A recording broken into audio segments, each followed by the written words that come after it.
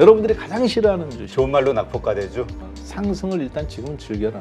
지금은 미국의 솔직한 금융 정책이 실패해요. 단기간에 이렇게 큰 돈을 벌 수 있는 기회는 흔치 않을 거라고 보거든요. 이번 12월 달부터 내년도 한 1, 4분기까지 이런 종목군들이 가장 화려한 수익도 주지만 마지막에 개인들한테 가장 큰 피해를 주는 종목.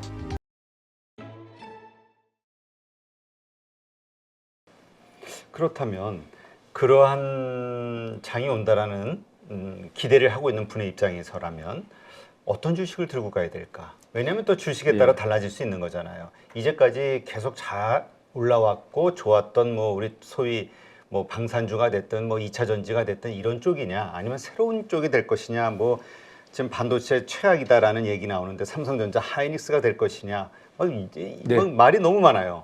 다 근데 나름대로 논리들이 있어. 지금까지는 제가 좀 점잖게 했습니다. 거시경제표 뭐, 그래요? 뭐 어떤 주식 사야 될 거냐? 이거는 내 몸에 이제 진입창에서 치열한 참호 전투를 해야 되는 거잖아요. 상대편을 보고 싸파싸매면서 주식하고 달라붙는 거니까 좀 거칠게 표현할게요. 왜냐하면 저는 현업에서 야전에서 뛰는 사람이니까 입에서 쌍욕 나오는 주식. 너무 많이 빠져서 듣기만 해도 듣기도 싫어요. 여러분들이 가장 싫어하는 주식. 좋은 말로 낙폭과대주. 근데 그때 딱 떠오르는 것 지금 있으시죠? 바이오주. 개인 투자자분들은 바이오주에 예전에 절반 이상 다 물려 있었습니다. 지금 보면은 70%, 80% 물리신 분들도 아직 허다해요. 그렇죠. 그 다음에 두 번째 5G 통신주. 그것도 최악의 주식이죠. 네. 그리고 또 어떤 게 있을까요? 입에 담기도 싫어. 메타? 삼성전자 및 NFT 관련주. NFT. 근데 이제 NFT는 카카오가 불이 났을 때가 바닥이었죠. 국민 애완 주식이었던 카카오가 불이 났을 때 카카오뱅크 같은 경우는 16,000원에서 3만 원까지 올랐잖아요. 90%. 카카오페이도 그렇고. 근데 이제 카카오 게임이라든가 이런 종목들은 아직 회복은 안 됐어요. 네이버도 그렇고. 이런 종목들이 또 의외로 하이브 같은 것도 올라오긴 했지만 이런 그러니까 개인 투자자들한테 가장 상처를 많이 준 거. 사실 그 성장주 중심이죠. 그리고 맞습니다. 그 성장주 중에서도 현재 이익이 나지 않는 성장주들, 기대감이 컸던 그렇죠. 그런 주식들이 기본이겠죠. 그래서 이제 바이오 중에서는 가장 기대감만 컸는데 수익을 안 주었던 알테오제, 레고캠바이오, 제넥신, 아주 한미약품 같은 경우는 희망 고문이죠. 제넥신 같은 경우 계속 개발한다원 이런 종목들이 이제는 12월 달에 여러분들이 생각했던 것보다 의외로 반짝반짝할 겁니다. 근데 이게 일시적이라고 생각하지만 전혀 일시적이지 않아요. 그리고 이런 종목들이 의외로 또 회복을 또 많이 하는데 그때 참다 나중에 적자였던 회사에 이제 흑자로 바뀌어요. 1, 4분기에. 그러면 영락없이도 걸려들어요. 그러니까 지금 우리가 시장이 아까 물론 이제 전체적으로 뭐 정확하게는 우리 모르죠. 그냥 단지 흐름적으로 말씀하신 대로 뭐 상반기 정도까지는 좋은 흐름이 나오지 않겠냐. 뭐 그 이후에는 이제 좀 뭔가 더 어려운 그런 상황이 펼쳐지지 않겠냐라고 하는데 왜 과거에 보면은 주식시장이 무너질 때, 그러니까 앞에 파티를 막 즐기다가 무너질 때 보면은 마지막이 철강주가 됐든 화학주가 됐든 이 경기 민감주였다고 얘기하는 분들도 있거든요. 그렇죠. 그래서 그 마지막 불꽃이 어디에서 터지느냐를 보고 아 이제는 빠져야 탈출해야 될 때 이런 감을 잡으셨다는 분들도 있던데 우리가 이번에는 좀 많이 달라졌잖아요. 코로나 이후로. 어떻게 보세요? 마지막은 저는 바이오라고 보고 있어요. 바이오에. 왜냐하면 바이오에는 한국의 이제 상징성이 있어요. 삼성 바이오로직스가 아직 신고점을 돌파하지 않았는데 내년도 및 연말 정도 전후로 해서 삼성 이재용 부회장님이 이제 우리가 이병철 회장님은 딱 떠오르는 게 해외 건설 삼성물산이죠. 이제 이건희 회장님 하면 떠오르는 게 반도체죠. 그렇죠. 그리고 스마트폰까지 오르고 이거는 이재용 부회장님 하면서 떠오르는 게 없습니다. 이제 그 만들어가고 있죠. 그러니까 왕은 혼자 되는 건 아니죠. 자기가 뭔가 업적을 이뤄야 되는 건데 그게 바이오인데 지금 삼성 바이오로직스가 하이닉스보다 시가총액이 커요. 뭐 매출이나 실적에 보면 비할 바가 안 되지만 그거는 그동안 수급이 잘 짜여 있는 유통 물량이 없는 건데 이게 내년도에 삼성 바이오 에피스 상장권이 거의 뭐 기정전은 사실로 보고 있어요. 그러면 이재용 부회장님은 이제 두 가지 면에서 상당히 자유롭습니다. 이제 사법적인 문제부터도 그렇고 왜냐 그 과대평가됐다고 했는데 에피스를 그때 2조 4천억 평가를 한 거죠. 제일 먼저. 근데 상장했는데 10조 원이다. 그럼 과소평가된 거거든요. 그럼 당연히 그런 딱 사법 딱지 분에서 자유롭고, 두 번째로는 에피스 상장한다면 삼성 바이오 로직스 같은 경우는 이제 바이오젠 아이덱스로부터 유증 2조 8천억까지 주고 주식을 50% 마이너스 한 주, 그러니까 50% 사실 받아왔죠. 그렇기 때문에 이걸 갖고 뭐든지 할 수 있어요. 따라서 내년도의 하이라이트는 저는 삼성 바이오로직스가 아마 대미를 장식하고 많은 개인 투자자들이 거기에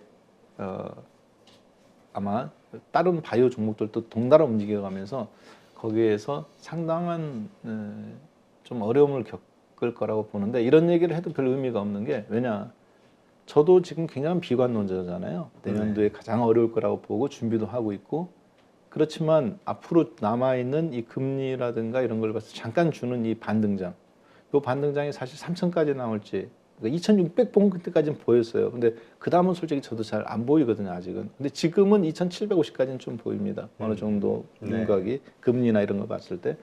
그래서 거기에서는 일단 어느 정도 먹고, 그 다음에는 가장 조심해야 될 부분이, 일단 대미는 하이라이트는 삼성 바이오로직스가 장식할 거다. 근데 이게 실적으로 장식하는 게 아니라, 우리들은 실적이나 이런 주식 매매로 돈을 벌지만 재벌들은 그렇지가 않습니다. 삼성 바이오로직스가 만약에 삼성전자가 삼성 그 파운드리, 삼성전자 시가총액 오늘 359조네요. 360조인데 파운드리가 어찌됐든 TSMC하고 세계 2위죠. 그렇죠. 근데 파운드리 파트만 만약에 분사시킨다면 어떻게 될까요? 또 인적 분할. 하이닉스 주가를 보면 삼성전자가 스마트폰을 끼고 있든 혹은 반도체, 메모리 반도체를 끼고 있든 삼성전자의 주가는 껍데기가 되는 겁니다. 파운드리는 지금 적자임에도 불구하고 상장하는 순간 300조 원 정도의 가치는 있을 거라고 해요. TSMC 절반 정도. 그러면 그 과정에서 삼성물산이라든가 이재용 부회장님이 현재 삼성전자 지분을 22% 갖고 있거든요. 삼성물산, 삼성생명, 그 총수 일가들 다 합치면 22.2%예요. 앞으로 이걸 30%까지 늘리려면 그 삼성 TSMC 파운드리 파트를 늘리는 과정에서 삼성 바이오로직스를 주거니 받거니 하는 그런 과정들이 나올 겁니다. 그래서 이제 그 주식 수합인데, 사실 그 과정에서 이재용 부회장님 삼성물산을 통해서 그럼 삼성 그 전자도 30% 이상 지주회사를 통해서 지배하는 거니까, 마치 LG 엔솔이 LG화학이 LG 엔솔을 떼어내가면서 엔솔 지분을 LG가 갑자기 실질적인 지배자가 되어버린 거잖아요. 그렇죠. 그런 것처럼 그때 삼성 바이오로직스가 가치가 재평가될 거라고 봐요. 그러면 어쩔 수 없이 개인 투자들은 거기 130만 원이든 150만 원이든 살 수밖에 없다. 걸려들게 돼 있거든요. 그게 이제 마지막 함정이 될 것이다. 예. 그리고 국내에서 코스닥에서는 지금 여러분들 머릿속에서는 잊혀져 있는 하나마이크론이나 동진세미캠이나 이오테크닉스나 이런 어떤 SFA라든가 원익, 지금 뭐 개인 투자분들 여기서 반토막 난 분들 아주 제가 보기엔 허다해요. 그리고 아주 그냥 치를 떨어요. 왜냐, 방송을 해보면 저희들도, 저는 2년 만에 처음으로 카카오를 추천했는데도 그런 욕들이 나오십니다. 카카오를 매도하라고 할 때 욕 먹고, 그래서 맞아. 그러니까, 우리도 예. 그 하다 보면은 그 심리를 알 수 있는 게, 네. 뭐 그동안 안 좋았던 경험이 있는 주식들, 뭐죠, 코웨이라든가 아니면은 저 뭡니까, LG 디스플레이라든가 뭐 삼성전기라든가 이런 그렇죠. 것들 얘기하면은 반응이 별로 안 좋아요. 예, 방금 얘기하신 종목에도 두 가지가 있어요. 삼성전기, LG전자. 이 종목들도 지금 대부분 우량주인데도 불구하고 그렇죠. 반토막 이상이죠. 그만큼 믿고 좋아했다가 예. 배신감이 느껴지는 거예요. 여기에서 저는 이번 12월 달부터 내년도 한 1, 4분기까지 이런 종목군들이 가장 화려한 수익도 주지만 마지막에 개인들한테 가장 큰 피해를 주는 종목. IT 및 반도체 그리고 바이오. 그러니까 많이 오른 상황에서는 사고 싶어도 만약에 저점에서 살 기회를 놓쳤다면 그냥 흘려보내야지, 조금이라도 먹겠다고 많이 오른 상태에서 들어갔다가는 거의 물릴 가능성이 높다. 이렇게 보는 게 편하겠죠. 네, 그래서 지금 우리 8.15 이 방송을 사랑하시는 만화의 시청자분께서는 저는 상승을 일단 지금은 즐겨라. 지금은. 근데 이게 돼지도 우리가 그러잖아요. 잡아먹기 전에 좀 풀어주잖아요. 그래야 살을 편안하게 찌니까 방심했을 때. 지금이 딱 그 구간이라고 보여집니다. 근데 그게 한국처럼 IMF처럼 금방 극복하거나 그런 게 아니라 지금은 미국의 솔직한 금융 정책이 실패예요. 이렇게 변동성을 이렇게 크게 가져가는 거. 그리고 그때에는 우리나라가 망하기 전에, 망한다니까 좀 표현이 이상한데, 한국이 붕괴가 되기, 세계적인 자산버블이 오기 전에 한국보다 앞서서 더 먼저 나라가 위기에 처하고 IMF 구제금에 손을 벌리는 두 나라가 있을 겁니다. 첫 번째 이탈리아고요. 두 번째 일본입니다. 일본. 네. 일본이 흔들리면 이건 진짜 거기도 하나의 일종의 기축통화국이라 그렇죠. 상당히 여파가 있을 텐데요. 예, 일본 같은 경우 지금 달러 인덱스의 한 16% 정도를 비중을 두고 있죠. 그 달러 인덱스 구성할 때. 그리고 이제 유로 같은 경우 한 50% 정도 가까이. 근데 일본은 지금 정책 금리가 0%잖아요. 이탈리아는, 유럽은 지금 기축통화 유럽 2%까지 기준금리 올렸죠, 얼마 전에. 이탈리아 같은 경우는 이제 그러면 자기네들은 자체적인 올려야 되는데 채권이 깡통나게 생겼으니까 정권부터 바뀌었고. 일본은 이제 0%인데 만약에 미국이 지금 금리를 올려도 문제고 내려도 문제죠. 왜냐하면 0%니까 용을 쓸 수가 없잖아요. 그렇죠. 다른 나라들은 올리기도 하고 내리기도 하는데. 그래서 아마 일본이 지금 가장 저는 딜레마라고 봐요. 일본에서부터 징후가 나오기 시작할 겁니다. 한국보다. 그래서 한국을 걱정하는 분들이 많으신데요. 그렇죠. 우리는 그렇죠. 일본 얘기하면은 우리보다 더 잘 살아. 이 과거 생각하고 예. 우리보다 더 환경 좋아. 기축통화국이야라고 우리 걱정이나 해라고 하시는 분들도 있는데 또 사실 어떤 일부 사이드에서는 일본에 대한 경제 여파가 다 옆 나라로 다 올 수밖에 없잖아요. 그렇죠. 일본이 제로 금리를 어쩔 좀 유지하는데 유럽이 2%인데 가장 지금 어떻게 보면 대응을 못한 거고, 그 대응이 못했다는 것은 변동성에 대한 대응이 안 되는 거죠. 그리고 또 하나는 마지막으로 이제 이런 징후가 나왔을 때는 여러분들이 아주 하락이 중간 정도 나왔다 생각하시면 될 것 같은데요. 어떤 거냐면 미국의 신용 등급의 하향 조정입니다. 지금 이거를 언급하는 사람은 거의 없어요. 근데 미국 신용 등급을 하향 조정할 거다.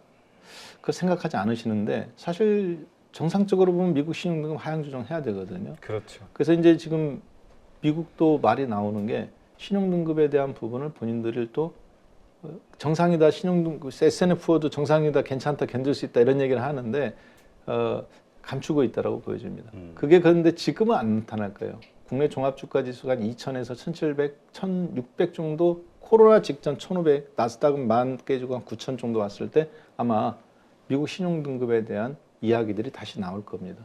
왜냐하면 그건 어쩔 수 없는 부분이거든요. 그러고 나서 긴축이 가속화되고 그리고 한 꽤 시간이 지나야 이 자산 버블이 꺼지는 형태. 그때가 굉장히 좋은 기회죠. 이 하락만 피할 수 있다면 지금 손에 들고 있는 이 돈 1,000만 원, 1억이 그때는 1억, 5억 이상의 가치를 가질 겁니다. 그러니까 내년 하반기에 예상하시는 오게 될 수 있는 어떤 그 하락장 고기만 잘 비켜나갈 수 있다면 그렇죠. 그 다음에 이제 계속 하락으로 가는 게 아니라 일시적인 큰 하락 이후에는 다시 뭐 급반등이 됐든 서서히 네. 뭐 유턴이 됐든 뭐가 됐든 올라갈 수 있는 장이 될 수 있다. 상당한 시간은 걸릴 거라고 봐요. 그리고 예. 알겠습니다. 네, 하여튼 시장에서는 뭐 워낙 그 다양한 관점을 가지신 전문가분들도 계시고 또 그 나름대로 다 논리들이 있기 때문에 우리 보시는 가족분들 입장에서는 항상 이 객관적으로 여러 가지 정보들을 좀 받아들이면서 팩트 체크를 하고 그 다음에 자신만의 투자 기준을 세우시는 대응 방법을 세우시는 판단 기준으로 삼으시면 되겠죠. 지금 말씀하신 대로 어쨌건 지금은 우리가 상승은 즐겨야 되지만 그러나 내년 상반기 이후로는 상당히 우리가 좀 경계심을 가져야 된다. 이렇게 좀 요약을 할 수 있겠네요. 그리고 그게 큰 돈을 벌 수 있는 또 기회를 놓치느냐 잡느냐 큰 변곡점이 될 수도 있고요. 네, 아마 단기간에 이렇게 큰 돈을 벌 수 있는 기회는 흔치 않을 거라고 보여집니다. 왜냐하면 올라가는 쪽에서도 기회도 주지만 올라가는 때 번 사람은 떨어지는 쪽에서 그거의 2배 이상 벌 기회가 또 있거든요. 인버스 ETF 통해서. 예. 지금은 그러니까 올라가는데 그걸 공부하고 주식은 묻어나가면서 그걸 준비해야 되겠죠. 그리고 가장 괜찮은 주식 난 잘 모르겠다 그러면 삼성전기, LG전자처럼 아까 얘기하신 삼성전자 바로 아래에 있는 등급. 근데 꼭 필요한 부품들이죠. 우리 반도체 소부장 가운데서. 그렇죠. 예, 그런 종목들이 지금 다 반토막 나 있잖아요. 뭐 더 까진 것들도 있고 그런 거에서 그냥 편안하게 하셔도 된다고 봐요. 알겠습니다. 네, 이제까지 박한샘 투자 컨설팅 박한샘 대표님과 함께했습니다. 오늘 다양한 그리고 좋은 인사이트 함께해 주셔서 고맙습니다. 네, 감사합니다. 누구나 1시간 안에 200개 종목에서 좋은 종목을 고를 수 있는 그런 능력을 배양할 수 있도록 제가 도와드리려고 그렇게 하고 있습니다.